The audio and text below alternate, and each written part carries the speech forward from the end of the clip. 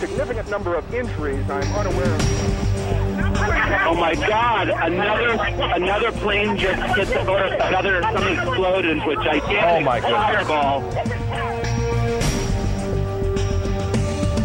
And I've ordered that the full resources of the federal government go to help the victims and their families. And there, as you can see, perhaps the second tower, the front tower, the top portion of which is collapsing. It is a day of infamy, 9/11, the Twin Towers of the World Trade Center coming tumbling down. Nearly 3,000 people died when hijackers crashed their jet planes into the upper floors. The official investigation concluded that intense heat from the crash and the jet fuel melted the support beams, causing the towers to collapse. But architect Richard Gage doesn't believe that. He is the founder of Architects and Engineers for 9/11 Truth, and he's here with us live. Richard Gage, thank you. Thank you, Huel. Now, Mr. Gage, what does your group really believe happened? Well, there's evidence to suggest that explosive demolitions have brought down all three World Trade Center skyscrapers, and we have now 1,500 architects and engineers calling for a new investigation based on this evidence, including the third skyscraper that most people know nothing about.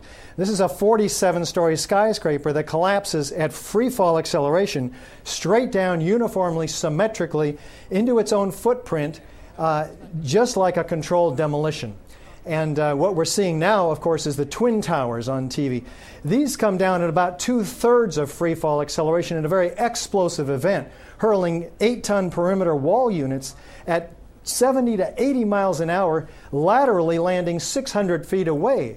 We have 110 floors, each composed of an acre in size, 90,000 tons of concrete altogether, pulverizing in midair before it hits the ground. This is extraordinary evidence, along with the chemical evidence of high-tech nanothermite composite explosives or incendiaries found in all the World Trade Center dust. But how then do you explain the attack on the Pentagon or the fourth jet that crashed in Pennsylvania thanks to those brave passengers who gave their lives? Well, we certainly want an investigation of all four hijackings because there's questions raised by the official story in all of these. But the architects and engineers are highlighting the specific evidence in these three skyscrapers because it's so clear that they're explosive demolitions. We have also found by USGS in all of this massive quantity of dust spread like a 12 to 14-inch blanket throughout the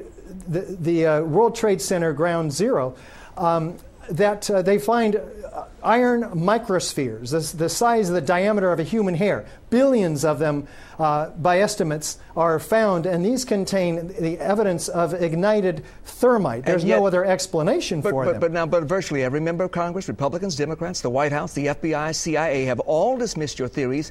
Khalid Sheikh Mohammed, now in custody, has boasted that he planned these attacks. If al-Qaeda was not to blame, then who was?